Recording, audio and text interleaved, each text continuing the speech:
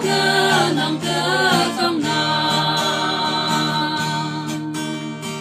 yung buwan pa tumang sun pa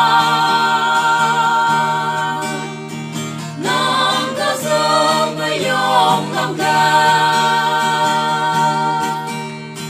nang angan at sun pa kungawa may jing na tao yawa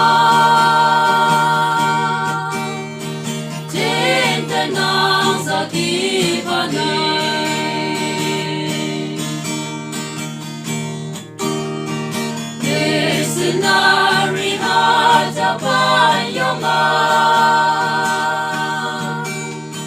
Au yan kay lakay timayong ka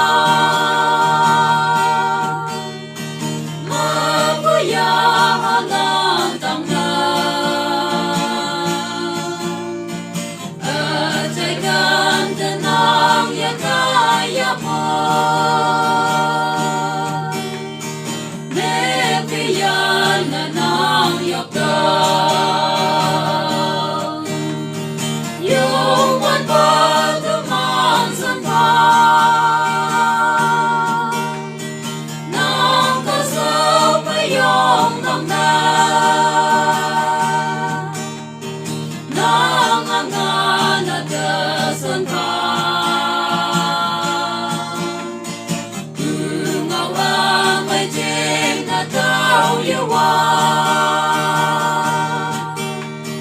Jinda nang sakipanin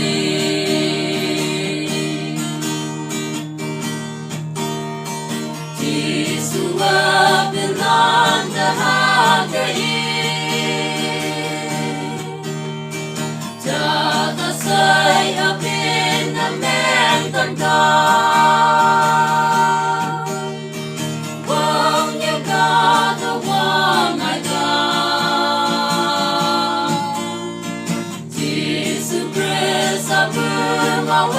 Maya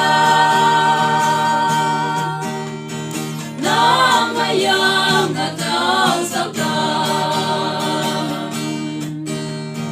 yung buwan pa tumansan pa nang kasapayong langlan nang angan at dasan pa